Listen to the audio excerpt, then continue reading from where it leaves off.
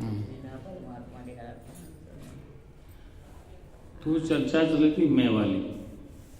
तो व्यवहार का जो मैं है नाम और रूप वाला, उसके बगैर संसार काम नहीं चलते। तो कहने का नाम, प्रथम नाम था राही महाराज, और राही जी के बाद लखानन, लखानन के बाद अलखानन, अलखानन के बाद अक्रिय। इस प्रकार से नाम और रूप बदलते थे। ये नाम और रूप हैं केवल हमें व्यवहार को चलाने के लिए। जैसे भागवत कथा में चलते हैं, तो श्रीमद् भागवत महापुराण में जब भगवान कृष्ण का अवतार होता है, क्या होता है? कारागृह में, तो उनके कुलगुरु आए। कौन आए? गर्गाचार्य। कौन आए थे? गर्गाचार्य बोला है, भागवत में लिखा है। अब जब वो जन्मे थे या अवतरण लिया था, उस समय उनका कोई नाम रूप नहीं था। कुलगुरु गर्गाचार्य परंपरा है भागवत में कि कुलगुरु आएगा, नामकरण करेगा। तो गर्गाचार्य विद्वान थे, उनको बोला गया कि नाम क्या होगा बालक का? उनका कृष्ण, द्वैपायन, मधुसूदन, गिरधर, गोपाल, देवकी नंदन, अनेक उनके नाम पर्यायवाची बता। तो जो बिना नाम रूप वाला था, अजन्मा था, उसका शरीर से जन्म हुआ। कथावाचक उसको कहते अवतरण कहते हैं। क्या कहते हैं? अवतरण कहते हैं। और अवतरण के बाद उनका नाम और रूप, सांवला है, गोरा है, काला है, तो नाम रखा गया। ऐसे आप हम सबके नाम बाद में ही रखे गए। जन्म से पूर्व हमारा कोई नाम रूप नहीं था। माँ के गर्भ में, पिता के गर्भ में हमारा कोई नाम और रूप नाम नहीं था। रूप तो पिता गर्भ में था। अब ये नाम जो बना, इस नाम से केवल संसार का व्यवहार चल रहा है। इसके बगैर व्यवहार चलेगा नहीं। किसी को बुलाना है तो नाम और रूप से बुलाएंगे। अब चलो एक ही नाम के दो चार भगत हों, एक ही नाम के दो चार स्त्रियां हों, अब कैसे फाइनल करें? मान लो कि इस सत्संग में 4 संतोष बैठी, एक नहीं 4, और एक ही समाज के, चलो गुजर समाज से या बढ़िया समाज से, फिर कैसे निर्णय लें? फिर हम जाएंगे उसके रूप रंग पे या शरीर की मोटाई पतले पे, पतली वाली है, मोटी वाली है। फिर अगर नाम एक जैसा है रूप, तो फिर पति का नाम ले लेंगे। तो कुल मिला के उनको छाटना पड़ेगा काम चलाने में। तो ये नाम रूप शरीर वाला है। और शरीर किसका बना है? पंचतत्वों का बना है। आकाश, वायु, अग्नि, जल से बना, ये मिट्टी से शरीर है। तो नाम और रूप, उसका नाम दिनेश, सीता, सुमन इत्यादि अनेक नाम। तो ये काम चल रहा है। एक तो मैं ये हो गया। फिर कहते कि मैं गोरा हूं, मैं काला हूं। जैसे दो स्त्री या पुरुष या दो तुलना करें कि मैं उससे सांवला हूं, वो मुझसे गोरा है, वह मुझसे काला हूं, तो ये व्यवहार है। ये क्या है? ये भी एक व्यवहार है। तो ये नाम और रूप केवल काम चलाने के लिए। अब इसको कहते हैं मैं सीता, मैं गीता, मैं दिनेश, मैं सावित्री, मैं संतोष, ये नाम हो गए। अब एक मैं और है, मैं एक और है। इस शरीर के अंदर एक मैं और है। एक मैं कहता है कि मैं दिनेश हूं, मैं सीता हूं, मैं राम हूं, मैं श्याम हूं, मैं फला की पत्नी हूं, फला का पति हूं, फला का पुत्र हूं, फला की बेटी। तो ये नाम, एक अंदर मैं और है, एक अंदर एक मैं और। उस मैं को कहते हैं शुद्ध चैतन्य आत्मा। लोग कहाँ बैठा है कि हाथ, पैर, इंद्रियां, कर्मेंद्रियां, मन और बुद्धि, चित्त। मन भी, बुद्धि भी, चित्त भी, अहंकार। जो अहंकार कहाँ बना? चिदाभास। वो जब अविद्या में होता तो मैं दिनेश कहता है, अज्ञान में होता है तो सुषमा कहता है, मंजू कहता है, या गीता कहता है, रीटा कहता है। तो अविद्या में जो बैठा है वह जीवात्मा ही, चिदाभासी, मैं सीता हूँ, मैं गीता हूँ, मैं राम हूँ, ये कहता है। और अगर उसकी अविद्या हट गई, सत्संग के द्वारा अविद्या का आवरण हट गया, तो फिर वो कहता मैं शुद्ध चैतन्य आत्मा हूं। मतलब जिसे शुद्ध ब्रह्म कहा है, जिसे शुद्ध चैतन्य कहा है, वह मैं बोलता नहीं है, वह बोल सकता नहीं। वो जो आभास है उसमें अविद्या की कैटेगरी में आता है, तो नाम रूप में व्यवहार में बात करता है। जब उसका आवरण हट जाता है विद्या का, तो वो शुद्ध मैं ब्रह्म हूं। ये कौन बोलता है? जो ब्रह्म है, जो ईश्वर, वो नहीं बोल सकता है। वह किसी यंत्र के द्वारा ही अपनी बात कहेगा। तो वो दोनों चीजें चिदाभास ही करता है। जो इस अंतःकरण का साक्षी चिदाभास रूप में है, वो प्रकाशित करता है, उसको जीवात्मा भी कहते हैं। तो जीवात्मा अज्ञान अवस्था में, अविद्या अवस्था में, अंधकार अवस्था में अपने को सीता, सुषमा या नाम रूप में मानता है। और जब सत्संग सुन लिया, गुरु के पास बैठ गया, वेद शास्त्रों को समझ लिया, तो फिर वही अविद्या का आवरण हटा, फिर वो कहता है कि मैं शुद्ध चैतन्य आत्मा, अहम ब्रह्मास्मि। क्या कहता है? अहम ब्रह्मास्मि। वही कह रहा है। क्या कह रहा है? वही कह रहा है, अहम ब्रह्मास्मि। कहने का तात्पर्य कि जब कन्या घर में माता पिता के कंवारी रहती है तो भी नाम उसका सीता है, और विवाह हो गया तो भी नाम सीता है। लेकिन अब उसको पता है कि अब सीता नाम रूप वाली मैं यहाँ भी तो वहां, लेकिन अब मैं पति के घर में रहती हूँ, पहले मैं माँ बाप के घर में रहती हूँ। तो अब माँ बाप के घर में रहने से और पति के घर में रहने से उसका व्यवहार बदल गया। क्या बदल गया? माता पिता के व्यवहार अलग था, अब पति के साथ, सास के साथ व्यवहार अलग है। लेकिन सीता वही है, गीता वही, लेकिन उसकी वृत्ति बदल गई कि अब मैं वो नहीं हूं जो मायके में थी, अब मेरा ससुराल है, मैं ऐसे रहूंगी। तो दोनों चीजें हुई, शरीर भी वही है, आंख नाक भी सब कुछ, लेकिन उसकी वृत्ति बदली कि अब वो विवाहित मानती है कि मेरा विवाह हो गया, मेरा पति है। पहले वो अविवाहित थी, अज्ञान अवस्था में थी। ऐसे उसको होश आ गया कि मैं अब विवाह कर लिया, मैं ग्रस्त हूं। ऐसे जब अविद्या है तब तक वो पुनः नाम रूप में कहता है। और सत्संग के द्वारा बहु काल करो सत्संगा विनय प्रयास होय मोय मनवा, कि बहुत काल तक आप सत्संग सुनेंगे तो अविद्या का आवरण हट जाएगा। फिर आप सीता, सुषमा, मंजू, रीटा, गीता इत्यादि रहते हुए भी एक जो शुद्ध होने की अनुभूति है कि मैं शुद्ध चैतन्य आत्मा ब्रह्म हूं, मैं अविनाशी हूं, आजो नित्य शाश्वतो, आजो नित्य शाश्वतो पुराणे, न हनते न हनमाने शरीरे। अब वहां वृत्ति काट की उसकी, पहले नाम रूप के शरीर पे थी, अब गुरु के पास गया, सत्संग सुना, वेद शास्त्र सुने, तो अब उसकी वृत्ति का अजो नित्य, मैं अजन्मा नित्य हूं। क्या वृत्ति बन गई? अजो नित्य शाश्वतो पुराणे, मैं शाश्वत पुराण हूं, न हनते न हन माने शरीरे, और मेरा शरीर के नाश होने से भी नाश नहीं होता है। तो वृत्ति कौन सी बनी? अब वृत्ति बन गई ब्रह्माकार। पहले वृत्ति जीवाकार थी, जीवाकार वृत्ति ग्रस्त में थी, नाम रूप में थी। अब सत्संग सुना, गुरु के पास गए, वेद वेदांत सुने, तो अब वृत्ति बन गई आजो नित्य शाश्वतो पुराणे, न हनते न हनमाने शरीरे, कि मैं अजन्मा नित्य शाश्वत और सनातन हूं। शरीर के नाश होने से मेरा नाश नहीं होता। ये वृत्ति किससे बनी? ये वृत्ति सत्संग के सुनने से बनी। पहले वृत्ति की जन्मने की थी, मरने की थी, पति बनने की थी, पत्नी बनने की थी, पुत्र बनने की थी, पिता बनने की थी। लेकिन जब ज्ञान का सत्संग सुना तो वृत्ति बनी अजो नित्य शाश्वतो पुराण, न हनते न हनमाने शरीर।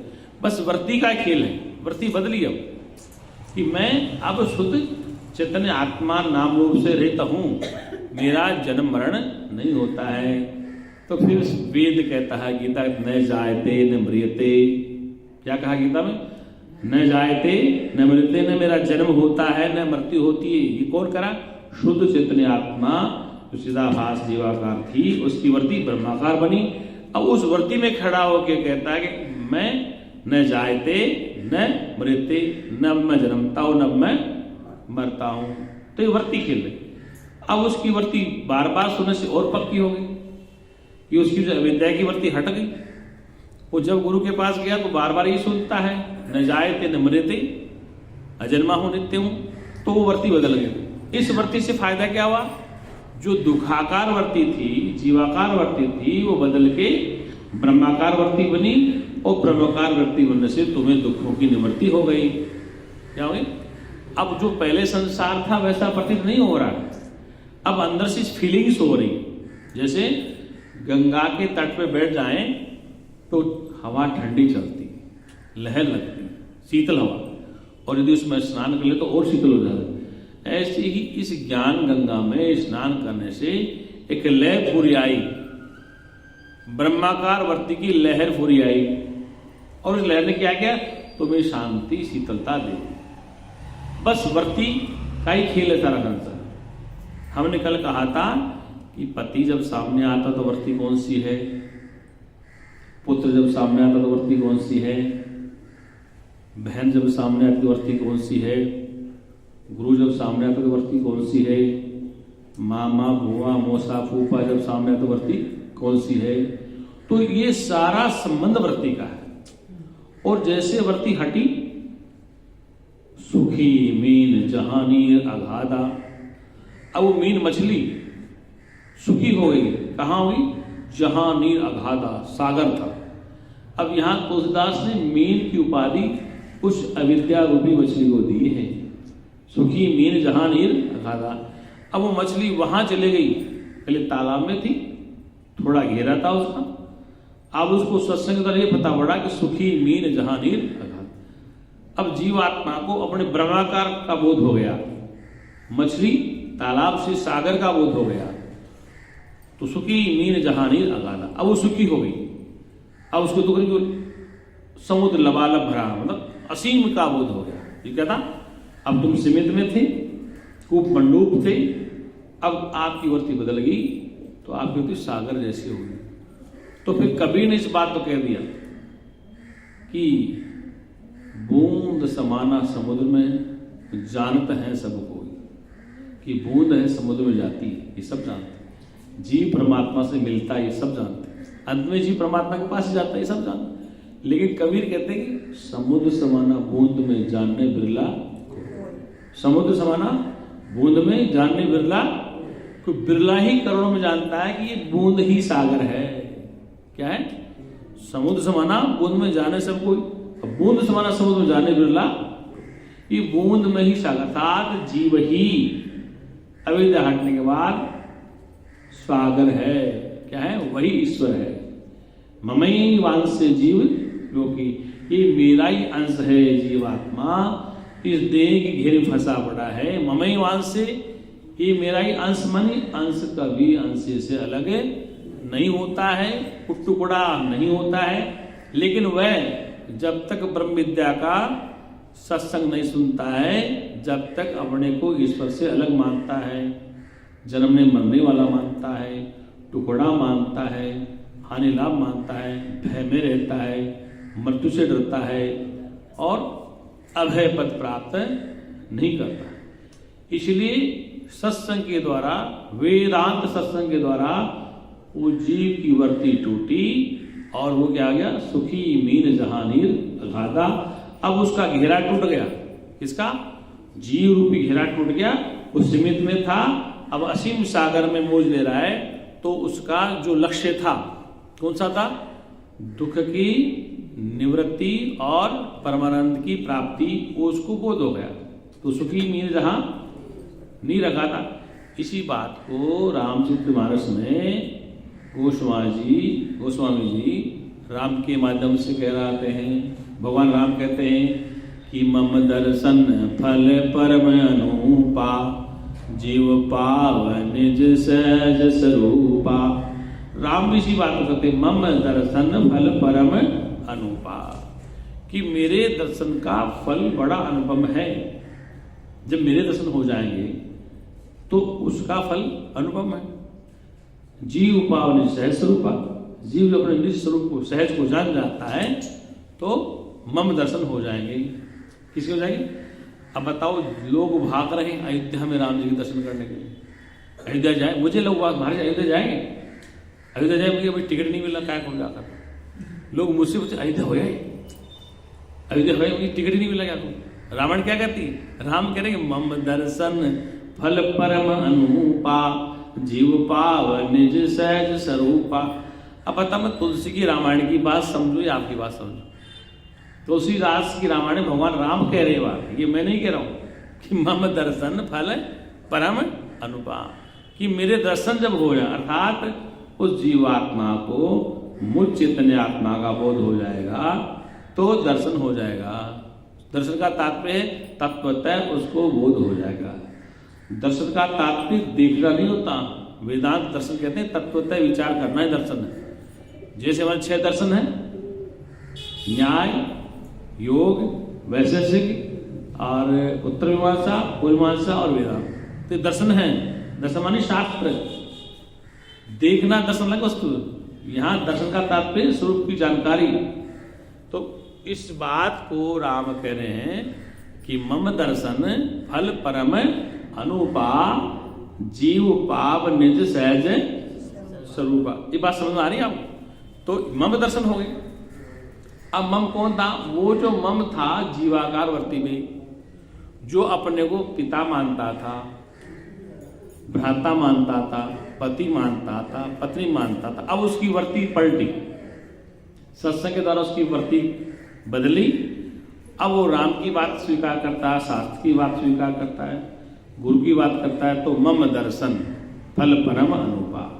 इस प्रकार से वह जीव जब मेरे दर्शन को कर लेता है। अब दर्शन का तात्पर्य है कि हम आमने सामने देखना दर्शन नहीं है। आप इधर देखते, आप मैं उधर देखता हूं, तो ये दर्शन ही है। दर्शन का तात्पर्य है तत्वतः स्वरूप को जानना। क्या नाम? तो मम दर्शन है। अब उसका अर्थ क्या लेगा कथावाचकों ने? कि जब तक राम के दर्शन नहीं होंगे तब तक जीव सुख प्राप्त नहीं कर सकता। राम कह रहे रामायण में, राम जी रामायण कह कि मम दर्शन फल परम अनुपा जीव पावन जैसे सहज रूपा। तो प्रश्न यह आता है कि वृंदावन के आसपास लोग रहते हैं, मथुरा में आसपास लोग रहते हैं, अयोध्या में लोग रहते हैं, रोजाना भगवान के दर्शन करते हैं, रोजाना मंदिर में जाते हैं, बाकी बिहारी के सब जगह जाते हैं, जहां जहां मंदिर है। तो उनको तो रोजाना दर्शन होता है। मतलब मंदिर में गए, सुबह 4 बजे कपाट खोला, भगवान के दर्शन हो गए। तो उस दर्शन होने से उनकी सारे दुखों की निवृत्ति हो जानी चाहिए ना। जब 4 बजे भगवान जी के दर्शन होते हैं मथुरा में, बांके बिहारी में या अयोध्या में, जहां भी, जगन्नाथपुर या आपका वो सोमनाथ या वो उधर ना राजस्थान में द्वारकाधीश गुजरात में, और आपके उदयपुर सिटी में क्या नाम था, श्रीनाथ जी महाराज, 4 बार दर्शन होते हैं, आरती होती। तो दर्शन भी भागते हैं, क्या करते हैं? बाल भोग लगता है, फिर भगवान आराम कर रहे हैं, फिर भगवान जा रहे हैं, फिर वो दोपहर में विश्राम करेंगे, फिर दर्शन होगा। प्रातः आरती होगी, मंगला आरती होगी। अब वो मंगला आरती होती जब लोग भागते हैं लाइन में। ये बात मैं कोई आलोचना नहीं कर रहा हूँ, मैं सनातन धर्म का प्रचार करता हूँ। मैं एक तत्वतः बात कर रहा हूँ कि मंगला आरती होती, लाइन लगती, लोग धक्के खाते। और मैंने द्वारकापुरी में देखा दर्शन, जगन्नाथपुरी में देखा, और ये आपका बांके बिहारी भी देखा है, और सब जगह बद्रीनाथ, केदारनाथ, गंगोत्री, यमुनोत्री सब जगह देखे। तो लोग बड़े दर्शन करते, क्या करते हैं? तो दर्शन हो गए भगवान के। 4 बजे मंगला आरती हुई, भगवान के दर्शन हो गए। भगवान जो भी बद्री नारायण है या कृष्ण भगवान है, राम है, ब्रह्मा विष्णु है, जो भी आपने मान रखे, सबके 4 बजे मंगला आरती होती है और दर्शन हो जाते और दर्शन से लाभ हो जाता है। क्या जाता है? लेकिन सदा रहने वाला दर्शन अभी नहीं हुआ है आपको, ये बात मैं कहना चाहता हूं। वो दर्शन सदा रहने वाला नहीं हुआ। तो आपने विग्रह का दर्शन किया है, भगवान का जो मूर्ति का स्वरूप है उसका दर्शन किया है। जिसे भगवान का है उसका अभी दर्शन नहीं हुआ है। उसका बोध, दर्शन होने का तात्पर्य बोध होना, तो अभी उसका बोध नहीं हुआ। तो फिर राम की वाणी तो मिथ्या हो जाएगी कि मम दर्शन फल परम अनुपा। अभी मेरे दर्शन किए कहां आपने? अभी मेरे दर्शन आपने किए कहां है? तो मैं एक बार 4 धाम यात्रा पे था, गंगोत्री पहुंच गया, 5-7 यात्री मेरे साथ थे। तो वहां पे एक नियम चला, वीआईपी दर्शन करो, वीआईपी दर्शन, वीआईपी दर्शन, तो वीआईपी दर्शन पता तो मुझे था, तो मैंने पढ़ने से बोला क्यों, क्या बात है वीआईपी दर्शन? बोले महाराज वीआईपी दर्शन भगवान का जल्दी दर्शन होता है। ये तुम्हारी कमेटी का मुझे बताओ। तो कमेटी के पास गया, गंगोत्री में कमेटी थी, पंडितों का गया, हाँ भाई ये बताओ तो वीआईपी दर्शन भगवान दर्शन कराओ। तो बोले हाँ महाराज। तुम कितने पैसे हैं वीआईपी दर्शन के? तो बोले कुछ 1100 रुपए। तो मैंने कहा 1100 रुपये तो भगवान के दर्शन करा दोगे मेरे को, पक्का है? वो समझ गया पंडित। बोले महाराज आप कहाँ से आए हैं? बोले मैं हरिद्वार से हूँ। अब देखो आप आश्रम कैसे लाते हैं, आप मंदिर कैसे रखते हैं, तो ये दर्शनों की परंपरा है कि इससे कुछ मंदिर का खर्चा चलता रहे। स्पष्ट कहा अध्यक्ष ने कि जो 1100 रुपये जो परंपरा है ना, वीआईपी दर्शन करो, ये उन लोगों के लिए जो जल्दी है, जो पैसे वाले, तो इस माध्यम से भगवान के दर्शन हो जाएंगे। 1100 से हमारा गल्ला कटा हो जाए, हम 12 महीने यहाँ ठंड में बैठे क्या खाएं।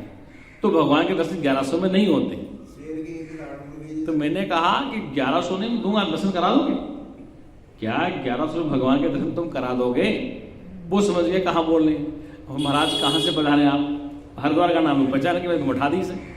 बोले महाराज ऐसा आप जो आपसे कुछ नहीं लेंगे, लेकिन जो साथ हैं इनसे लेंगे, जो आपके साथ हैं, आपके चेले चपाटे, इनसे जरूर लेंगे। यार तो गलत बात है तुम। बोले देखो आपको हमने फ्री दर्शन कर दिया, ये हमारा राज है, राज को राज रहने दो, इनसे पैसे दिला दो, आप चले जाओ। तो ये बड़ा रहस्य है। कहने का तात्पर्य कि उसने स्पष्ट बात मुझसे कह दी, वो भी एक संदर्भ देकर कि भाई जब ये कह रहे हैं कि क्या 1100 में भगवान के दर्शन तुम करा दोगे, वो समझ गया कि महाराज वेदांती कहाँ बोल रहे।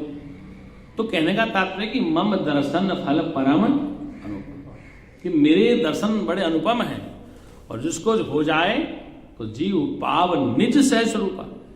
जब निज स्वरूप को सहज से समझेगा तो उसको मेरे दर्शन हो जाएंगे। ये भगवान राम की वाणी रामायण में। निज सहज स्वरूपा मम दर्शन फल परम अनुपा, जीव पावन निज सहज स्वरूपा। निज सहज में समझ जाए, स्वरूप को जान जाए तो मेरे दर्शन हो गए। और बाकी तो तुम भागे जाओ पूरे भारत में। कहां पर? पूरे भारत में भ्रमण। मैंने खूब देवी देवता देखे। खाटू श्याम का मैं रहने वाला, मेरा आश्रम वहां पास में। 35 साल पहले वहां कुछ भी नहीं था, और आज भी मंदिर को बड़ा विशाल नहीं खाटू श्याम में, तो बहुत बड़ा मंदिर नहीं है, वो मूर्ति। हर साल 2-4 बुढ़िया तो मरती है धक्के खा खा के, हर साल। और पुलिस पे डंडे पड़ते हैं, सरकार को डांटती है, ये अवस्था है। और पूरी दुनिया में जगह जगह श्याम जी श्याम जी। क्या रहा है? हो क्या रहा है कि सच्ची बात बताऊं चैनल पे, क्योंकि मैं यूट्यूब पे डालूंगा, लोग मेरे लड़ने आ जाएंगे। जो पैसे वाले लोग हैं, पूंजीपति, जो 2 नंबर का पैसा कमाते, उन 2 नंबर के पैसों को ट्रस्ट बना करके व्हाइट मनी करते, खर्च दिखाते खातों में। मंदिर में किया, गौशाला करी, गरीबों को बांटा, उनको एडीजी मिलता है, इनकम टैक्स छूट मिलती। ठीक है, तो 3-4% लोग खर्च करने वाले मोटा पैसा। उनकी धर्मशालाएं हैं, उनके भंडारे हैं, उनकी होटल, उनकी प्रसाद, सब कुछ पैसा घूम के वहीं जा रहा है। प्रसाद लो आप खाटू श्याम में, 100 रुपये की थाली लो चाहे 200 किलो, वो थाली 10 मिनट बाद घूम के वापस दुकान पे आ जाती है। इधर से गई, आपने चढ़ाई मंदिर पूजा रखा, चल वो थाली वहीं वापस लौट गई। ये मैंने आंखों से देखा। हाँ, लेकिन इस बहाने जो दुकानदारों का रोजगार चल जाता है और गाने बजाने का रोजगार, उसका मूल्य लगे। वो सच्चिदानंद भगवान की। लेकिन दर्शन तो तभी होंगे जब विवेक होगा। क्या काम है? जब तक विवेक नहीं होगा दर्शन नहीं हो सकते। बोल सच्चिदानंद भगवान की। तो मैं 2 प्रकार का सिद्ध हो गया, एक मैं व्यवहार वाला और एक मैं नाम रूप से रहित शुद्ध चैतन्य आत्मा का। अब आइए, अब कौन सा पॉइंट रह गया? मैं वाला हो गया, त्रिकाल दशता हो गया था। अब कौन सा पॉइंट रह गया? बताइए बताइए। सनातन तो कल बताएंगे, अभी नहीं। अब पूर्णता, पूर्णता, पूर्णता। वेद का मंत्र है ओम पूर्णमदः पूर्णमिदं पूर्णात् पूर्णमुच्यते पूर्णस्य पूर्णमादाय पूर्णमेवावशिष्यते। क्या है? तो ये पूर्ण का मंत्र है, ओम पूर्णमदः। तो जो ओम जो शब्द है हमारे उपनिषदों में हर मंत्र के आगे ओम, फिर लास्ट में ओम शांति शांति शांति। तो प्रथम मंत्र प्रारंभ किया तब भी ओम आया, उपनिषद पूरी हुई, अंतिम में उसके आगे ओम शांति शांति। तो प्रश्न आता है कि ओम क्या है? ये ओम जो शब्द है, इस ओम का योगी लोग उच्चारण करते हैं श्वास के द्वारा। ओम का उच्चारण करते हैं श्वास के द्वारा। ओम का उच्चारण श्वास के द्वारा जो योगी लोग करते हैं, ओम का करते हैं। श्वास खींचना, श्वास को निकालना, खींचना और बाहर फेंकना, तो ये क्रिया ही चलती। कुछ समय तक करने के बाद आपको ये क्रियाएं करने से शरीर हल्का फुल्का हो जाता है। क्या जाता है? शरीर हल्का फुल्का हो जाता है। प्राणायाम करने से एक ऊर्जा आती है, उस ऊर्जा से आपकी भूख कम होती है। रोटी कम खाते हो, अन्न कम खाओगे, वो क्योंकि आपका प्राण शक्ति बढ़ जाती है, तो शरीर हल्का फुल्का हो जाता है। शरीर में एक चेतना आ जाती है, शरीर में फुर्ती आ जाती है। क्या आती? तो ओम का, इसलिए ओम का साधना या ओम का उच्चारण या ओम से प्राणायाम का अभ्यास हर योगी को, हर भक्त को करना चाहिए, जिससे अगर समय मिले तो 10 मिनट, 5 मिनट, 15, जब भी समय मिले। लेकिन ध्यान रखना, जब भी ओम का श्वास, उसमें पेट बिल्कुल साफ रहना चाहिए। प्रातः काल 5 बजे 6 बजे बाद आप करें, खाना खाने के बाद नहीं होगा। भोजन के बाद आपको आलस आएगा, लेकिन भोजन से पहले करें, जब पेट बिल्कुल खाली हो, उस समय करें, तो आपको निद्रा नहीं आएगी, आलस नहीं होगा और शरीर फुल्का होगा। और जैसे लगातार करेंगे प्राणायाम अभ्यास, तो आपका शरीर धीरे धीरे हल्का होता चला जाएगा और भूख कम हो जाएगी। क्योंकि भूख आपकी जो श्वास की प्रकृति, श्वास से ही आपके भोजन अपने आप जो अंदर पहले से है उससे भोजन प्राप्त होता रहता है। तो ओम क्या है? अकार, उकार और मकार, इसको कहते हैं सत्य रज तम। ब्रह्मा विष्णु महेश भी लोग कहते हैं इसको। सत्य रज तम, ब्रह्मा विष्णु महेश, उत्पत्ति होना, पालन करना और संहार करना। तो उपनिषदों के ऋषि ने कहा है कि जब सृष्टि बनती है सतोगुण से, तो ब्रह्मा कहते हैं। रजोगुण में आने वाले को जो पालन पोषण करता है उसको विष्णु कहते हैं, और श्रृंगार करता है तमोगुण, तो उसको महादेव कहते हैं। तो ब्रह्मा, विष्णु और महेश। तो सत्य रज तम 3 प्रकार की प्रकृति, सतोगुणी, रजगुणी और तमोगुणी। तो उस कुल मिला के ओम शब्द से वेद में मुझे पुकारा गया है। ये कृष्ण भगवान गीता में कहते हैं कि ओम नाम से मुझे पुकारा। क्योंकि जैसे आप सुसुप्ति में चले गए, निद्रा में, अविद्या में, आंख खुली तो संसार दिख रहा है, फिर दिन भर काम करते रजोगुण में रहते हैं, फिर रात को फिर तमोगुण में रहते हैं। तो रोजाना सृष्टि बन रही है, रोजाना उसमें मौज ले, और गहरी नींद में आप सो जाते तो प्रलय हो जाती। जब आप गहरी नींद में सो जाते, गहरी नींद में, सुसुप्ति में, अविद्या में, तो सृष्टि एक तरह से लय हो जाती। ठीक इसी प्रकार से जब आप सुसुप्ति में जाते 5 घंटे के लिए, 6 घंटे के लिए, तो प्रलय हो गए। वो छोटी प्रलय है, मृत्यु महाप्रलय है। जब हम 6 घंटे गहरी नींद में जाते हैं तो हमारे घर में डकैती बढ़ जाए, हमारे रिश्तेदार की मृत्यु हो जाए, कुछ भी हो जाए, तो गहरी निद्रा में हमें पता नहीं पड़ता है। तो एक छोटी प्रलय है, ऐसे मृत्यु एक महाप्रलय है। काम वही है, जब अविद्या में सो जाते हैं, अज्ञानता में, हमें कोई दुख नहीं, गहरी नींद में कोई दुख नहीं है, न सुख अनुभूति होती। दुकान में चोरी हो गई, गाड़ी चोरी हो गई या सोना चोरी हो गया, आप नींद में सो रहे हैं, गहरी नींद, आपको दुखी नहीं। प्रातःकाल उठेंगे, दुकान में जाएंगे, देखेंगे गल्ला टूट गया तो जल्दी तोड़ लेंगे, तब दुख होगा। क्या होगा? तो उसका उपाय ढूंढो। तो ये दुख और सुख तो साथ साथ रहते हैं। इसलिए सतोगुण और तमोगुण और रजोगुण आपकी वृत्तियां हैं, बनती रहती है। तो प्रश्न आता है कि सतोगुण, रजोगुण, तमोगुण से पूर्व एक सत्य परमात्मा ही था जिसने इन वृत्तियों को बनाया। ऐसा वेद का ऋषि कहता है, सत रज तम ये ईश्वरीय शक्ति है, अपरोक्ष शक्ति, जिससे संसार बन रहा है, जिससे तारे बन रहे हैं, जिससे सूरज बना है, जिससे पृथ्वी बनी है, जिसके द्वारा समुद्र चल रहे हैं, जिससे हिमालय खड़ा है, जिससे प्रकृति है, जिसमें नदी और तालाब सागर है, जिससे हम बने और जिसके सारे हम रह रहे हैं और जिसमें लय हो जाएंगे, उस शक्ति को ओम कहते हैं। उत्पन्न होना, फिर अपना प्रचार करना, फिर लय को प्राप्त करना, उस शक्ति का नाम ओम है। उसको वेदों ने ओम नाम से पुकारा है। अब वो अपने आप में पहले पूर्ण था। जैसे समुद्र में भाप बनी, बादल बना, बारिश हुई, फिर नदी नाले बने, फिर वापस कहां चले गए? समुद्र। वो जो जल था पहले अपने आप पूर्ण ही जल था, फिर नदी तालाब झरने बन गया तो भी पूरा जल है, और सागर में चला गया तो भी पूरा, हर हाल में जल ही रहा, हर हाल में वो जल ही रहा, तो उसमें कोई कमी नहीं। ऐसे सुनार जब सोने के आभूषण बनाता है, 100 ग्राम बिस्कुट सोने का, उस 100 ग्राम बिस्कुट में अगर 10-10 ग्राम की आइटम बनाता है तो तराजू पे तोलता है 10 ग्राम, 5 ग्राम, 20 ग्राम, तो हर 10 ग्राम का आइटम पूरा 10 ग्राम है, अपने आप पूरा है। हर 5 ग्राम अपने आप पूरा 5 ग्राम, तो कुल मिला के वो सारा 100 ग्राम बिस्कुट 100 ग्राम पूरा है।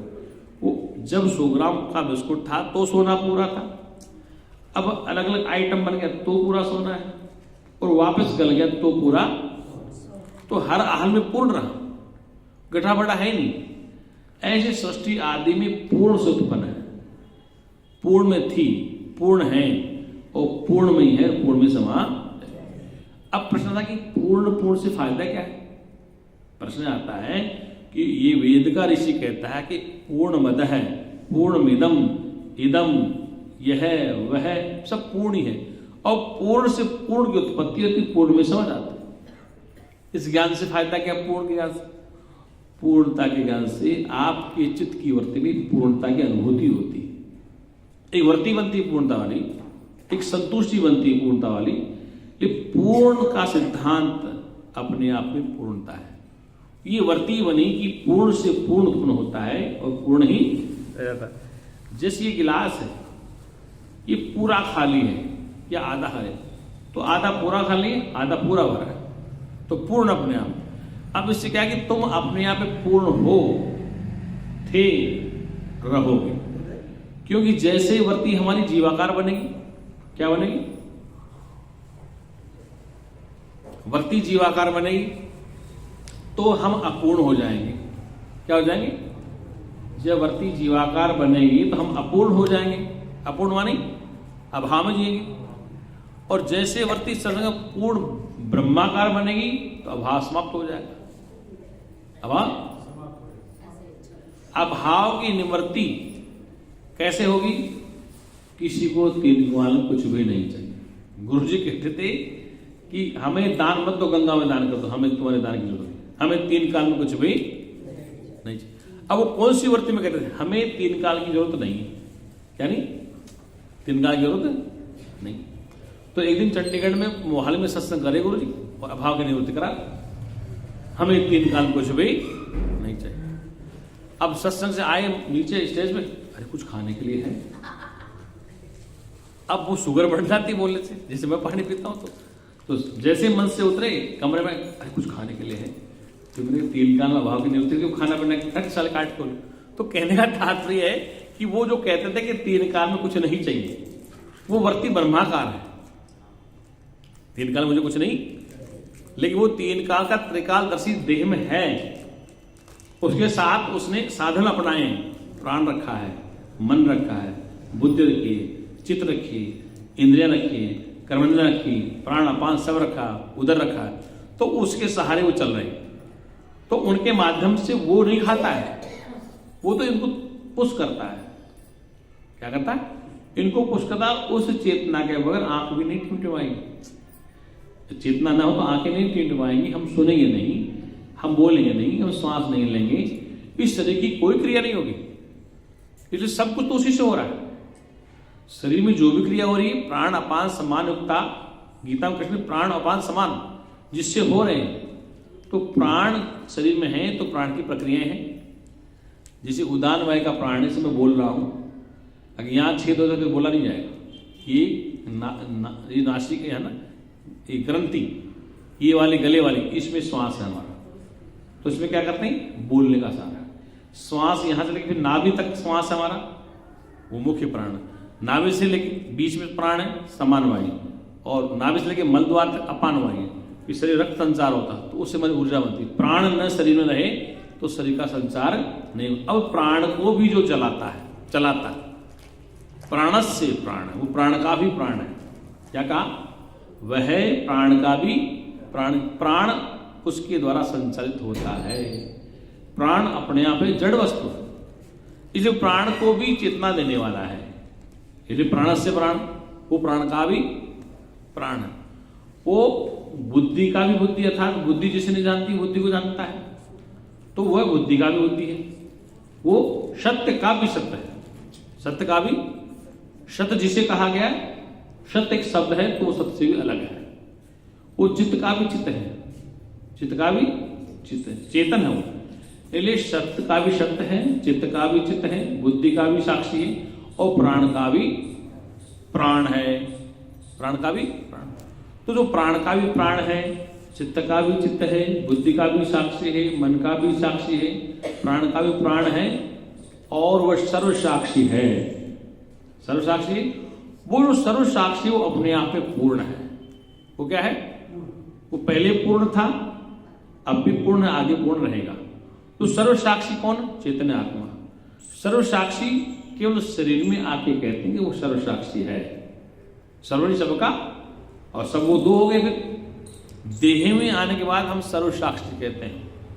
व्यापक होने के नाते ब्रह्म आपके मेरे बदले में भी है, ये वो भूल नहीं सकता।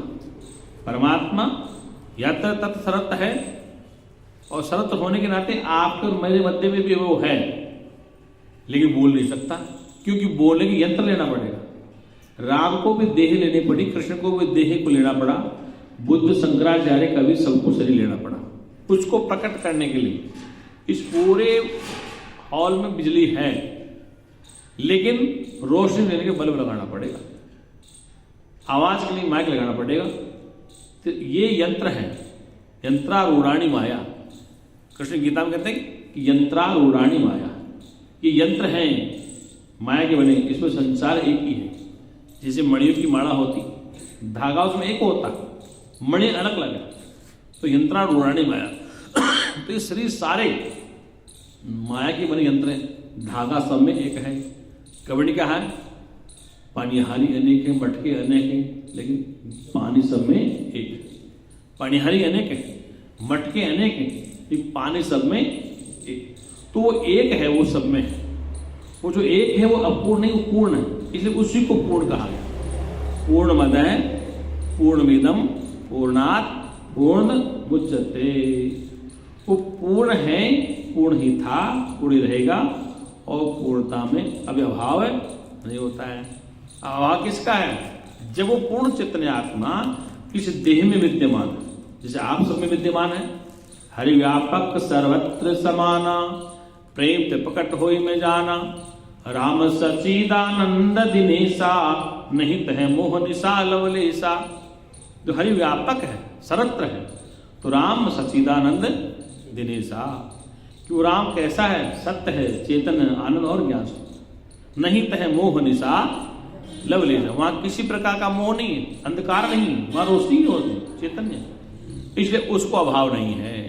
उसको अभाव तीन काल में मुझे कुछ नहीं चाहिए। वो कौन कह रहा है? वो जीवाकार व्यक्ति में अविद्या में था, उसको होश हो गया। जीवाकार व्यक्ति में उस अविद्या का आवरण हट गया, उसको होश हो गया कि मैं तीन काल में शुद्ध चैतन्य आत्मा हूं, मैं अजन्मा हूं, मैं पूर्ण था, मैं पूर्ण रहूंगा, उसे मुझे तीन काल में कुछ भी नहीं चाहिए। तो वो वृत्ति है ये, क्या कि तीन काल मुझे कुछ भी नहीं चाहिए।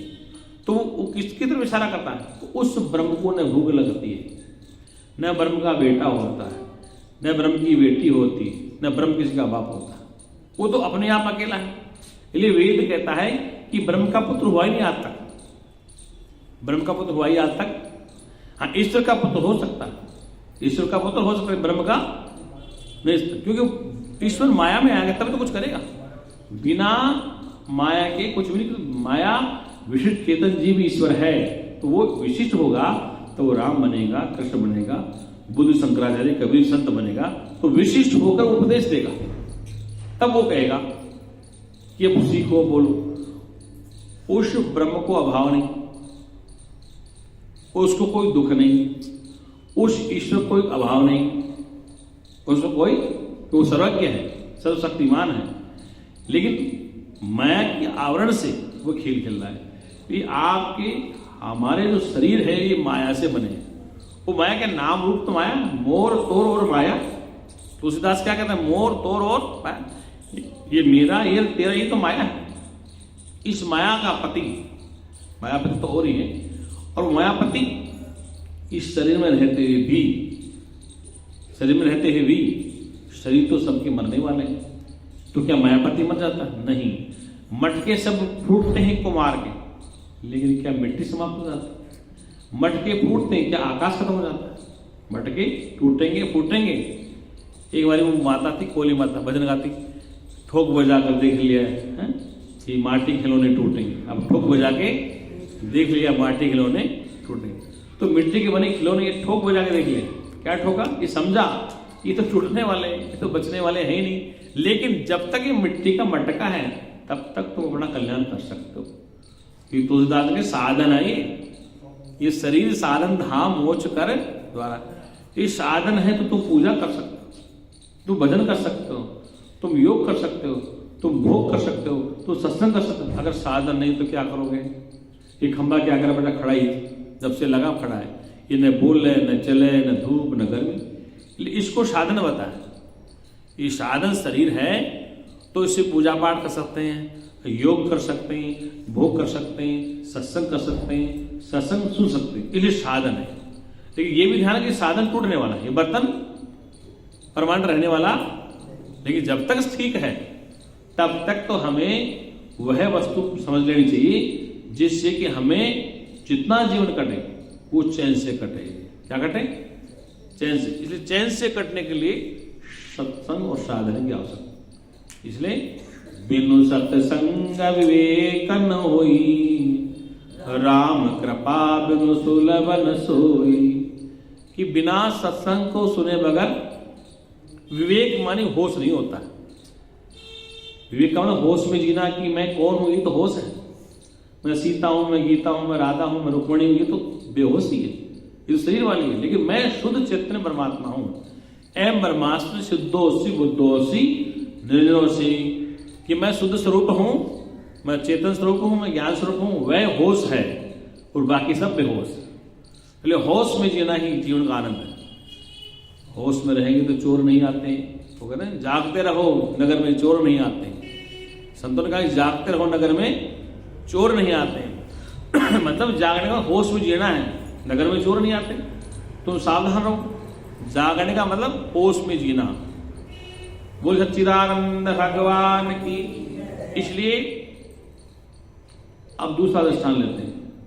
जैसे कि 100 का नोट है, उस 100 के नोट में अगर 10-10 रुपए करते हैं, 20-20 करते तो 5 नोट हों, 20-20 के 5 नोट हों, तो हर 20 रुपया आपने पूरा 20 रुपया, वो 5 रुपये कटा गया, पूरा 100 हो गया। और टुकड़े कर दें, हर 10 रुपया अपने आप पूरा 10 रुपया, तो 10 के 10 नोट हो गए पूरा 100 रुपये। और टुकड़े कर दें तो 5 रुपये अपने पूरा 5 रुपये, तो 5 के 20 नोट हो गए, तो हर 5 रुपये अपने पूरा 5 रुपये, और सारे इकट्ठे के 20 हो गए, 100 हो गए। तो 100 पहले भी पूर्ण था, 5-5 तो भी पूर्ण है, 10-10 तो भी पूर्ण है, 20-20 तो भी पूर्ण है। इसलिए आप पूर्ण से उत्पन्न है। किससे? उस पूर्ण ब्रह्म से तुम्हारी उत्पत्ति है। वेद का ऋषि कहते हैं उस पूर्ण से ब्रह्म से सब उत्पन्न हो रहा है, उसी के सहारे है और उसी में लय हो जाएगा। परमात्मा उससे जिससे सब बनता है, जिसके सहारे सब रहता है, और सब उसी में लय हो जाते हैं, उसे ही ईश्वर कहा गया है। ले तुम अपने उत्पत्ति से पूर्व पूर्ण परमात्मा सच्चिद आनंद थे, लेकिन वर्ती बन गई संसार वाली। अब लोग मुझसे प्रश्न करते हैं महाराज उसमें ठहरे कैसे? कई लोग थोड़ा समझ जाते हैं, पंडित तो वो अनाड़ी लोगों को डांटते रहते हैं, ऐसे थोड़ी ब्रह्म ज्ञान होता है। अब वो ठहरा कोई नहीं है। मैं कहता हूं तुम अलग कभी हुए नहीं, नित्य युक्त से योगिन। कृष्ण गीता में कहता है कि नित्य युक्त से योगिन। योगी हमेशा नित्य रहता है। जिसने जान लिया, जिस पत्नी ने पति को जान लिया, वो पूछी मैं पति के पास ठहरूं कैसे? अरे ठहरने की बात, पत्नी का विवाह, मतलब बच्ची का विवाह हो गया पति के साथ, वो प्रश्न पूछे पति के पास ठहरे कैसे? तुम हर पल पति के साथ, कब छूटा तुम्हारा पति? जब विवाह हो गया तो ये प्रश्न पूछा जा सकता कि पति के पास ठहरे कैसे? अरे तुम हो ही वहीं पर, जीव को जो इस बात का बोध है कि मैं हूं ही वही, तो फिर ठहरने के तत्व, हाँ ठहरना तुम उसे कहते हो जब संसार में वृत्ति जाती है, दुख होता है, मान होता है, अपमान होता है, क्रोध होता है, पीड़ा होती है, संसार की जो अभाव, तो वृत्ति का दुख है वो। वृत्ति अभाव में ये हो गए, लेकिन आप वृत्ति के साक्षी, तो आप में तो कोई भाव नहीं, इसलिए आप ठहरे हुए। अगर आप नहीं ठहरे हुए तो वृत्ति कैसे बनेगी? आपके होने से वृत्ति है। देखो, आपके होने से वृत्ति विषयाकार है, आपके होने से वृत्ति भोगाकार है, आपके होने से वृत्ति सत्संग की है, आपके होने से वृत्ति प्रकृति वाली है। अगर आप नहीं तो वृत्ति कुछ भी नहीं कर सकते, इसलिए आप तो नित्य हैं, वृत्ति से पहले साक्षी, तो फिर आप तो ठहरे में गए कहां? लेकिन वृत्ति को अपना काम मान लेता है, वृत्ति के धर्म को अपना धर्म मानता है। दुख का कारण के वृत्ति की धर्म को, वृत्ति के कार्य को, वृत्ति के सुख को, वृत्ति के दुख को अपना धर्म मान लेते हैं। जब कोई कष्ट आए, पीड़ा आए, दुखी होगी, वृत्ति बेकार होगी, महाराज हम कहाँ ठहरे हुए थे भगवान के पास, और थोड़ा सा लाभ हो गया, अब तो वृत्ति ठीक, मतलब हम भगवान के पास पहुंच गए। अरे तुम पहुंचे नहीं हो, तुम वहीं थे, लेकिन वृत्ति तुम्हारी संसार में आती तो संसार दुखदायी होता। वृत्ति जब अंतर्मुखी होती तो हाँ चिंतन होता है, हमारे अब ठीक है, अब समझ में आ रहा। लेकिन जब कोई पहाड़ टूट जाए दुखों का, जब कोई पहाड़ टूट जाए, अब महाराज जी अब नहीं ठहर सकते, आपका ज्ञान हमें समझ में आ रहा। अब हमें समझे ज्ञान सब फैल पपास की बात है, क्योंकि संसार की वस्तु का अभाव हो गया। जब संसार की वस्तु का अभाव हुआ तो महाराज ये ज्ञान में कुछ काम का नहीं। भाई संसार की चीजें संसार की, अगे ज्ञानी के में आंख है, अज्ञानी के में आंख है, आंख सबके। ज्ञानी भी संसार देखता है, अज्ञानी भी देखता है। ज्ञानी भी जिसे स्वाद लेता है, ज्ञानी भी लेता है। ज्ञानी भी कान से सुनता है, ज्ञानी भी सुनता है। सारे कर्म ज्ञानी अज्ञानी जैसे एक जैसे हैं, लेकिन ज्ञानी अज्ञानी में फर्क है कि हजारों ज्ञानियों का निश्चय एक होगा, हजारों ज्ञानियों का निश्चय एक होगा, क्योंकि वो निश्चयात्मक वृत्ति ही आपको चैन देती है। और वृत्ति यदि निश्चयात्मक नहीं है तो फिर संसार तुम्हें दुखदाई देगा। बोल सच्चिदानंद भगवान। समझ में आ रहा है? अब समझ में कैसे है? एक बार मैं अभी गर्मियों में अलवर में सत्संग करा था, रास्ता में अलवर है, तो मुझे वो माता लगी। अब वो जुलाई अगस्त का महीना, पूर्व पूर्ण के बाद अगस्त का महीना, और उसमें तुम जानते हो घमौरियाँ होती थी, एकदम हवा बंद बादल, इतनी गर्मी पड़ती। मंदिर प्रोग्राम, शाम का प्रोग्राम होती 3 से 5, और बेचारी महिला भी 10-20 साल आवे, गर्मी तो गर्मी है। अब उसमें पंखे 1-2 लग रहे हैं, तो सत्संग चालू तो पंडित जी पंखा बंद कर देंगे, जाके कोई तार उठाते, वो मेरी बात से चिढ़ने लगे पंडित। तो मैंने कहा पंडित जी तुम, फिर उसको मैंने कहा जो सत्संग कराया, उन्हें आगे पंडित को समझाया, भाई ऐसा नहीं है, इनको सत्संग करने दो, आपको सुनो बैठे मैं सुनो, ये लोग तो सुन रहे हैं, सुने दो। अब साहब 4-5 दिन निकाल दे गर्मी में, सत्र पूरा हो गया, भयंकर गर्मी। अच्छा उसके घर पे तो उसने मुझे कमरा दे दिया, एसी महात्मा आराम से रहूँ, लेकिन बाहर सत्संग में इतनी गर्मी की पसीना पब्लिक हम हो रहे, फिर सत्संग चल रहा। तो मैंने अब सत्र मेरा पूरा हो गया, मैं जाता हूँ। जिसने प्रोग्राम कहा महाराज जी आपको रुकना आज, वो आज क्या काम, हमारा सत्र हो गया। बोले नहीं मेरा जन्मदिन आज। क्या मतलब? जन्मदिन है और पार्टी खाटू श्याम जी का जागरण। क्या कहा कि खाटू श्याम जी का जागरण करा, पार्टी आएगी और मेरा जन्मदिन। मेरे साथ वो सारी उसकी दादी नानी सब मेरे साथ थी। तो जब मैं अब वो काम कैटरिंग का था, कैटरिंग वाली शादी में कैटरिंग बनाना, बाहर पहुँचता बड़ा। तो मैंने बुढ़िया जगह देख इनका खाटू श्याम कितना परेशान नहीं होता, एसी में बैठा खाटू श्याम। और जो मैं सच समझा था, मेरे पंखा एसी भी लगा हुआ, और यहाँ पूरा पांडाल एसी का है। क्या है? और 1 घंटा 2 घंटा आगे भागे, किसी को पता नहीं पड़े क्या हुआ। तो मेरा कहने का तात्पर्य है कि संसार में इस ब्रह्म ज्ञान को सुनने के लिए व्यवस्था लोग कम करते हैं, और नाचने का व्यवस्था अच्छी करती है। क्या करते हैं? मैं सच्चा श्याम समझाता हूं तो मेरे पास लोग नहीं आते हैं, न एसी लगाते हैं न पंखा लगाते, क्योंकि तो मौसम अच्छा है, जिसे काम चल रहा है काम। लेकिन भागवत कथाएं जब होती हैं गर्मी के महीने में, तो वहां भी एसी चलता है कथाओं में। क्या चलता है? श्री राम कथा हो, भागवत, एसी चलता है। अभी 11 तारीख का फिर एक प्रोग्राम मेरा, 11 तारीख का। महाराज जी हाँ आपको जरूर आना। मैं क्या कहूँगा करें? बोले श्याम जी का जागरण में, श्याम जी मेरे क्या लेन देन, जागरण करने के तुम नहीं, आपको आना जरूर। मैंने कहा मैं सत्संग करूँ तो गर्मी में मरूं, क्या करूं? और नाच गाना तो मैं ठंड में एसी लगा दो, ये क्या तरीका है तुम्हारा? मतलब वहां तो लाखों रुपए खर्च कर दो, तुम वहां पर लाखों रुपए खर्च करते हैं, खाना भी बनेगा, पार्टी वाले भी रहेंगे, वो रहेंगे, सब रिश्तेदार आएंगे, और मैं सत्संग करूं तो टपक टपक उठ के भाग जाएंगे। जो समझदार वो रुकेगा, बाकी सब। तो कहने का तात्पर्य कि इस ब्रह्म विद्या के दुनिया में ग्राहक बहुत कम है, और जहां दुनिया को गुमराह करो, भ्रमित करो, तो वहां भीड़ भी है, रुपया भी, और एसी भी लगता है। बोल सच्चिदानंद भगवान। मुझे इतने साल हो गए सत्संग करते करते, शायद गुरु जी को कभी एसी नहीं लगा, कभी सत्संग गुरु जी की पांडा कभी एसी नहीं लगा होगा, न मेरे पांडा तक एसी लगा नहीं लगा। और कल मैं भागवत का पोस्ट लगा दूं, सब एसी लगाने आ जाएगी, अब एसी लगाए। तो कहने का तात्पर्य है कि सत्य को सुनने के लिए सत्यवादी चाहिए, सत्य को सत्य को, असत्य को असत्य को। जोहरी के पास कौन जाता है? जिसके पास नोट होंगे, तो नोट तो उनके पास एसी लगाते हैं, तुम पे नोट है, तुम तो एसी नहीं लगाते कभी। जोहरी के पास पैसे वाला जाता है, ये कहते हैं ना, सोना चांदी हीरा कौन खरीदेगा? पैसे वाला। तो वहां तो पैसे होते हैं, जो जोहरी होते हैं वो परख एक ही करता है। अच्छा, ये बात देखो, मतलब हमें संतुष्टि दे देते कैसे भी करके। तो कहने का प्राय है इसलिए कि इस तत्व को जानने के बाद जीवन में चैन और शांति मिलती है।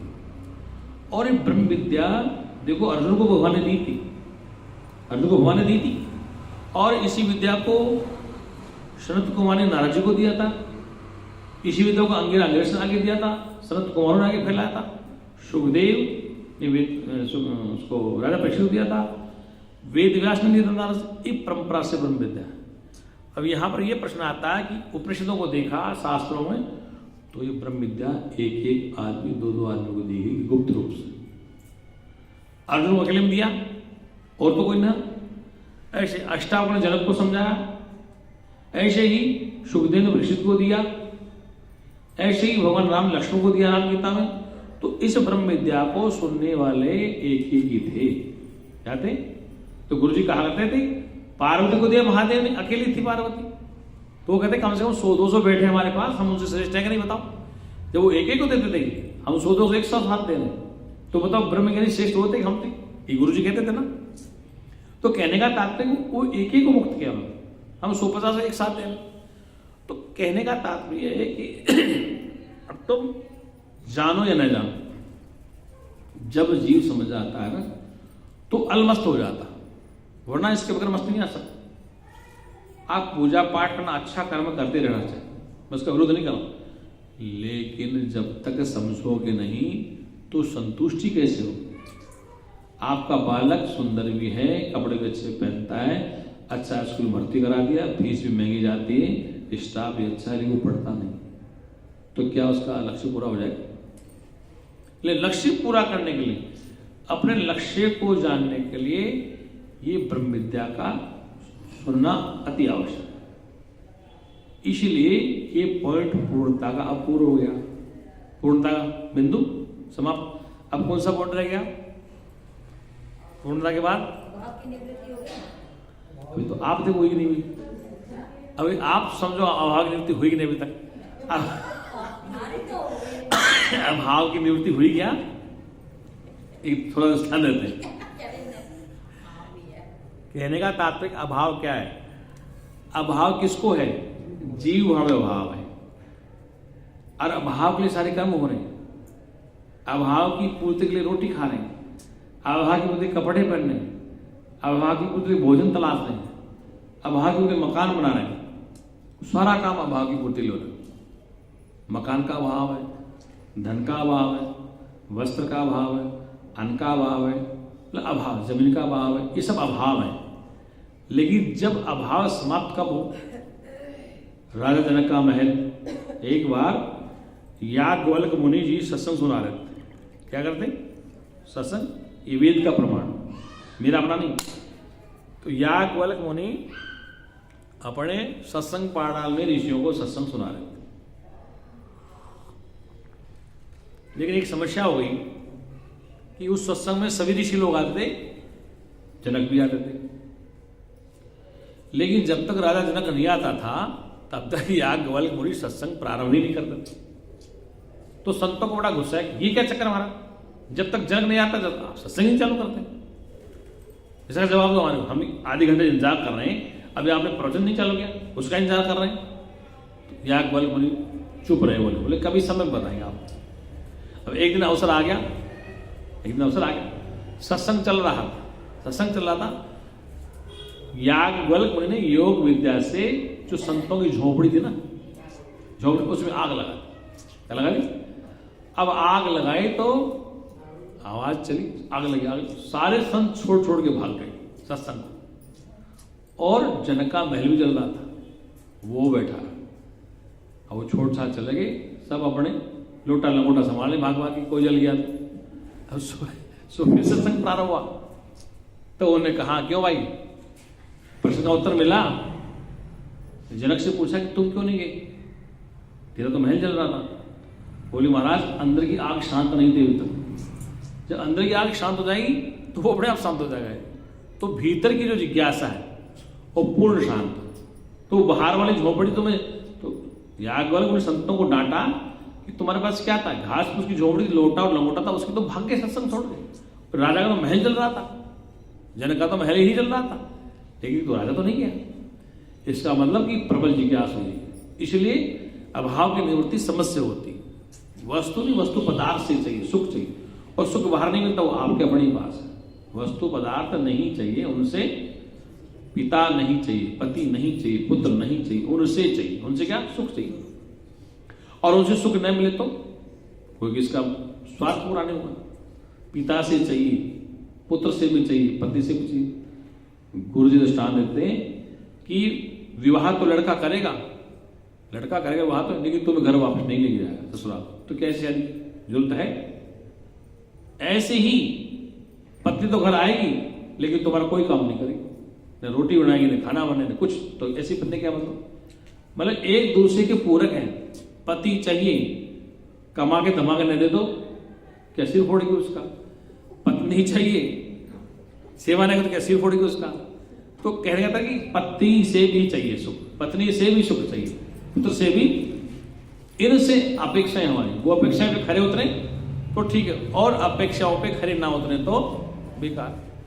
इसलिए अभाव नाम जीव का है। किसका है? अभाव नाम जीव का, जीव नाम अभाव का, और अभाव अविद्या में है। किसमें?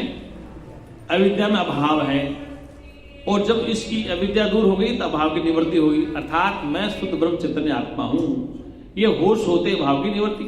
फिर इसको 3 काल कुछ भी, फिर आप कहोगे कि फिर ज्ञानी भी तो रोटी खाता है, वो भी तो आश्रम बनाता है, लेकिन वो खेल खेलता रहता है। जैसे कि आपका विवाह हो गया, पत्नी साथ है, पति साथ है, चाहे कहीं घूमे, तो क्या उसको तुम भूल जाते हो?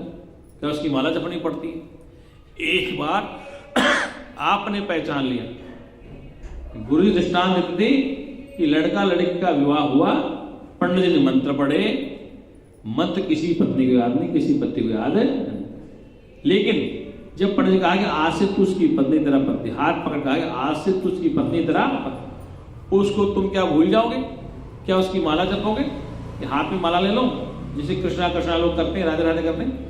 तो जो पति है उसको एक बार आपने जान लिया, फिर उसकी माला जपने की क्या आवश्यकता है कि हे पति राम, हे पति राम, हे पति राम, हे पति राम। भूल न जाओ, जप लो माला। नहीं जपते, क्यों? एक बार उसको जान लिया। तो क्या भगवान तुम्हारे पति से भी सस्ता है? कि जिस पति की तुम माला नहीं फेरते हो तो क्या ईश्वर से महंगा है वो? कहने का तात्पर्य कि जिसने एक बार जान लिया फिर वो माला नहीं फेरता है, फिर हर पल क्षण। पलटू साहब ने कहा, अजपा जाप चले दिन राती, बिन दिया बिन कृतवाती, 12 मास उल्टा कुआ गगन में, जामन चले चिराग, बिन दिया बिन कृतवाती। ये उल्टा कुआ गगन में, आकाश, इसमें 12 महीना जलता।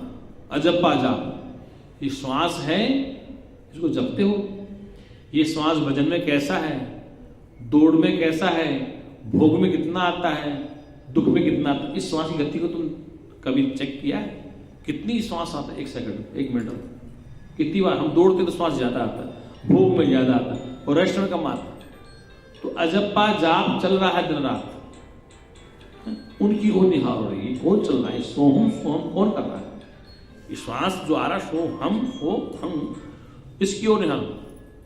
और बिन दिया बिन गत बाती, वो प्रकाश ऐसा है न उसमें बत्ती की आवश्यकता है, न दीपक की आवश्यकता है, न घी की आवश्यकता है। तो संतों ने जो अनुभूति बताई, अजपा जाप चले दिन राती, बिन दिया बिन गत बाती, कि उसमें दीपक की और घी की कोई आवश्यकता नहीं है।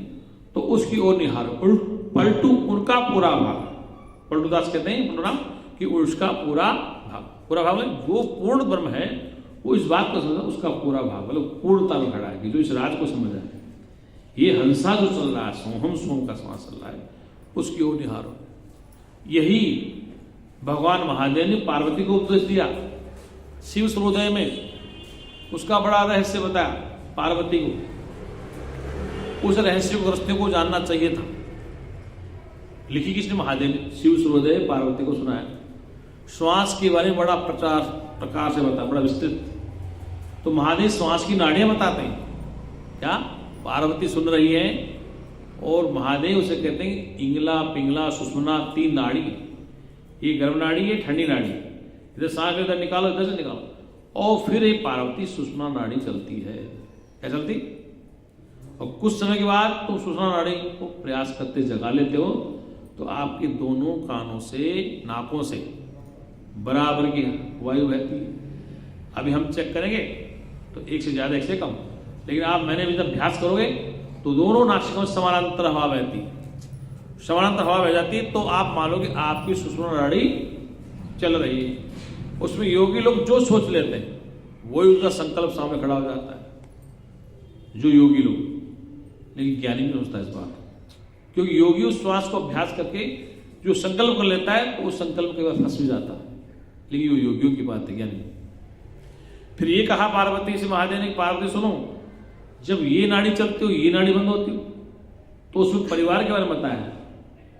महादेव ने पार्वती को ग्रस्त का ज्ञान भी दिया कि पुरुष की गर्म नाड़ी हो, स्त्री की ठंडी नाड़ी हो। मतलब ये गर्म नाड़ी इंगला नाड़ी और स्त्री की चंद्र नाड़ी, ये सूर्य नाड़ी। इन नाड़ियों का भी रहस्य बताया। ये नाड़ी चलते हो पुरुष की, ये नाड़ी चलती है स्त्री की, तो उस समय ऋतुकाल में संतानें लड़की होती है, लड़का होता है। ये भी रहस्य बताया। तो वो योगियों के द्वारा बताया गया रहस्य ग्रस्त है। वो के लिए, योग के लिए, ज्ञानी के लिए। वो सच्चिदानंद भगवान।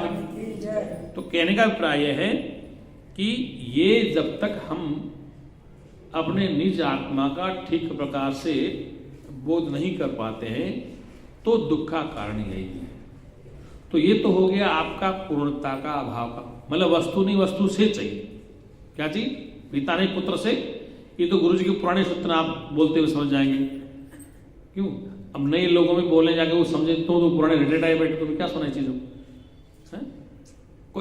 गुरु जी से एक बार मैंने कहा, जब मैंने 3 सत्र सुन लिए, तो मैंने कहा गुरु जी मैंने 3 सत्र सुन लिए, आप एक ही बात को बार बार करते। मैं सारी किताबें भी पढ़ ली थी, 10-15 साल की मैगजीन, और 30 सत्र सुना था। तो मैंने कहा महाराज एक बात बताओ ना, आप मैंने 20 साल की मैगजीन पढ़ ली, 30 सत्र सुन ली, तो एक ही बात को बार बार कहते हैं आप, कुछ नहीं तो बताओ। बोले अपने बाप को बाप ने तो क्या कहे, बाप को बाप ने तो क्या कहे, बात वही है। 1.5 बात की बातन ना दुनिया लगी पोथन ना, 1.5 बात की बातन ना दुनिया लगी पोथन ना, बात तो 1.5 ही है। तो कहने का तात्पर्य है कि कहने का तरीका अलग है। तो इसलिए पुत्र नहीं, पिता नहीं, पत्नी नहीं, इनसे चाहिए। क्या चाहिए? सुख। और इनसे मिलने वाला सुख क्षणिक है। पुत्र को पढ़ा लिखा के डॉक्टर बना दिया, इंजीनियर बना दिया, कलेक्टर बन गया, और पुत्र कलेक्टर डीएम बनते ही, जज बनते ही, डॉक्टर बनते ही आपको पूछता ही नहीं, तो क्या हो गया? अब दुख आ गया। अपेक्षाएं थी ना डॉक्टर से, इंजीनियर से। अब दुख का कारण क्या है? पुत्र ने दुख दिया है। दुख आपका पुत्र के प्रति जो आसक्ति है, पुत्र के प्रति जो भाव है कि पुत्र मेरी आज्ञा माने या मुझसे मेरे अनुसार चले, तो दुख हुआ। क्या हुआ? दुख हुआ। क्योंकि हमेशा पिता हो या पुत्र हो, बहन हो या भाई हो, पति या पत्नी हो, वो उनकी अपेक्षाओं पे यदि खरा नहीं उतरता तो दुख होता है। फिर कहते महाराज देखो हमने इतनी मेहनत करके डॉक्टर बनाया, इंजीनियर बनाया, कलेक्टर बनाया, जज बनाया, अब वो हमसे बात ही नहीं करता है, तो दुख का कारण क्या हुआ? उसका न बात करना दुख का कारण है। इसका मतलब कि आपने अपने दुख और सुख को दूसरे के हाथ में चाबी दे दी। अपना सुख और अपना दुख दूसरे के हाथ में डाल दिया आपने। क्या कि उसके हाथ में तुम्हारे सुख की चाबी, उसके हाथ में तुम्हारे दुख की, इसलिए चाबी सुख दुख की दूसरे के हाथ में मत दो। अगर दूसरे के हाथ में चाबी दोगे तो फिर वो जब दुख देगा तो दुख होगा, जब सुख देगा तो। आप अपनी प्रसन्नता की चाबी या दुख की चाबी दूसरे के हाथ में दे दी, जबकि आप अपने पास चाबी रखो। स्वाधीन पराधीन सपने सुखनाई करी विचार देखो मन। कल हमने कहा था ना पराधीनता को वहां, अब आपने चाबी कहां फेंक दी? पुत्र के हाथ में दे दी, बहू के हाथ में दी। दूर मत जाओ। जो आर्थिक स्थिति से संपन्न लोग हैं, जिनको पेंशन मिलती है, आपकी बात नहीं कर, कुछ चिड़ मत जाना, पैसे वाले भी हैं, सब कुछ है, फिर भी प्रार्थना में जीते हैं। कारण कि महाराज सामाजिक व्यवस्था है, समाज क्या कहेगा, तो समाज वो तो दिख रहा है तुम्हारे साथ क्या बर्ताव हो रहा है। तो तुमने चाबी बहू को दे दी, तुमने जब पुत्र को दे दी। आपका मकान, आपका कमाया पैसा, आपके पति का मकान, आपकी पेंशन खुद ही, और फिर तुम चाबी किसी और के हाथ में दो, तो तुमसे पागल कौन होगा? ये बताओ। सारा सामान आपका, कमाया पैसा आपने, मकान आपका, फिर तुम डरते रहते हो बहू कुछ नहीं कहते। ऐसे जैसे हम पराए घर में रहते, ऐसे अनुभूति होती है कि लोगों को देखता हूं, मैं बात गलत नहीं कह रहा हूं, कि कई बार ऐसे अनुभूति होती है कि अपना मकान, अपना पेंशन, अपना पैसा, तो बुढ़िया या बुढ़ा सोचते कि हम कहीं किराए पर रह रहे हैं, ये मकान में डांटते। तो ये स्थिति क्यों आ रही? निर्भीकता नहीं, अभेदता नहीं। ये गलत करना, सही करना। मतलब कि अब आप व्यवस्था में मर रहे हो कि महाराज समाज क्या कहेगा। अरे भाई समाज तुम्हें क्या उनसे नहीं कुछ करेगा, तो अपनी आदत ही खत्म क्यों कर दो?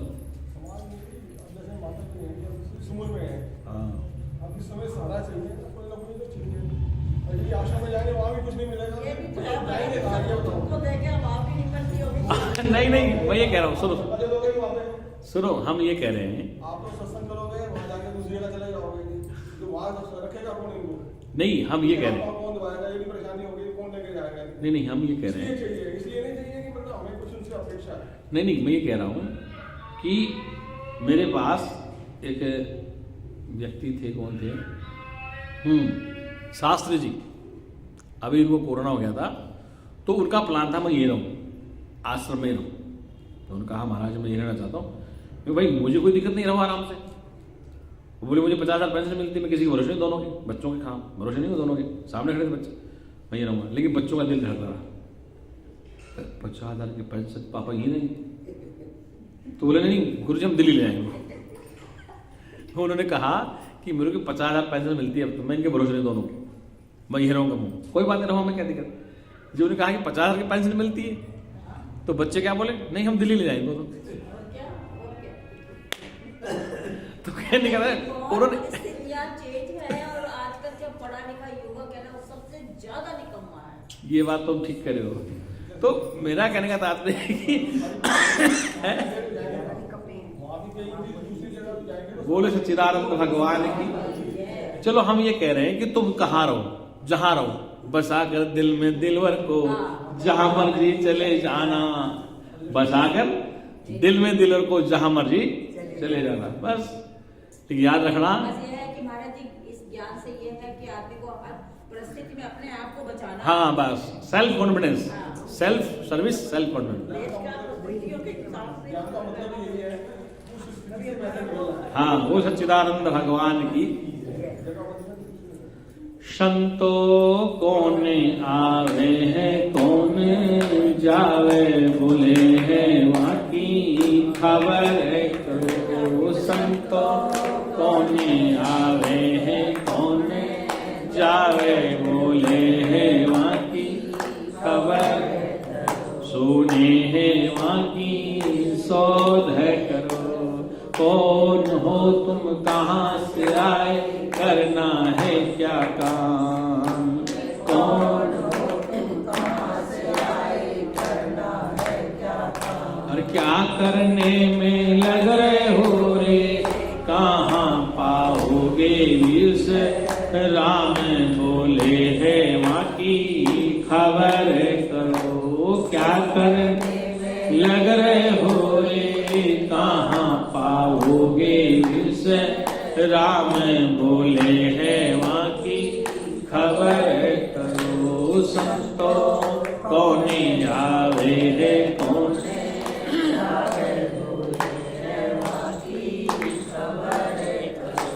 पानी को एक बुद बुदारे धरो आदमी नाम।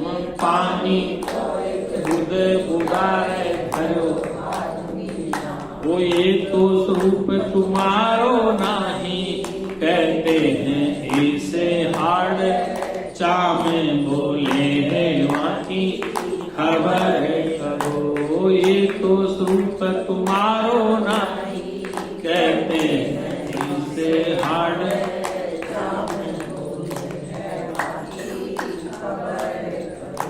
वो संतो कोने आवे हैं कोने जावे, बोले है वाकी खबर। तुम या तम अविनाशी प्यारे, नहीं आए नहीं जाना।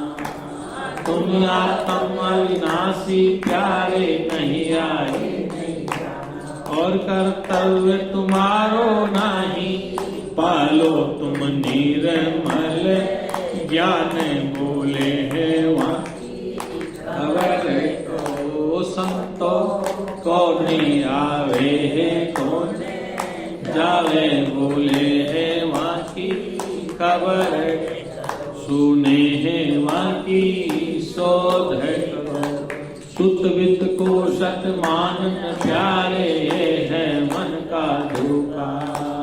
सुत वित्त को सत मान प्यारे, है मन का धोखा। और ये तू मेरा तेरा समझे, आत्म रूप अनोखा, बोले है वाकी खबर करो। ये तू मेरा तेरा समझे, आत्म रूप अनोखा, बोले है वाकी खबर करो। संतो कौन आवे है कौन जावे,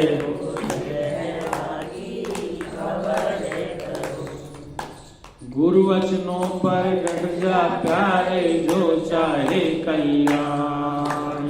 गुरु वचनों पर डट जा प्यारे, जो चाहे। ओ तत्वमसी का लक्ष्य समझकर, पालो तुम पद नीरे, वाणे बोले है वाकी खबर करो। तत्वमसी का लक्ष्य समझकर, पालो तुम पद नीरे, वाणे बोले है वाकी खबर करो। संतो कौन आवे है कौन जावे, बोले है वाकी खबर। सुने है वाकी शोध। आज जोड़ी विध मंत्र बोली। हे पूर्ण परमात्मा,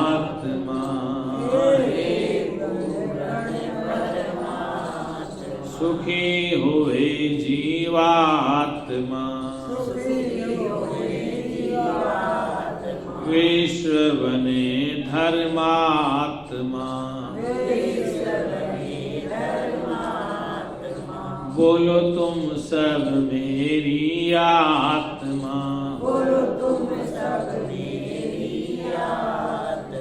बोलो हम सब तेरी आत्मा।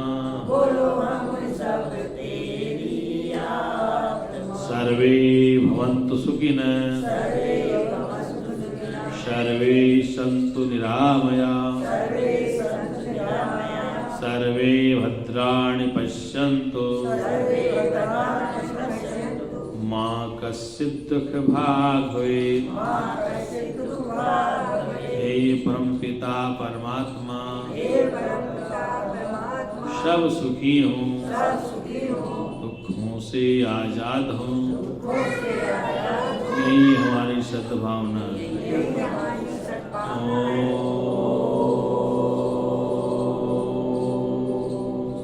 शांति शांति शांति।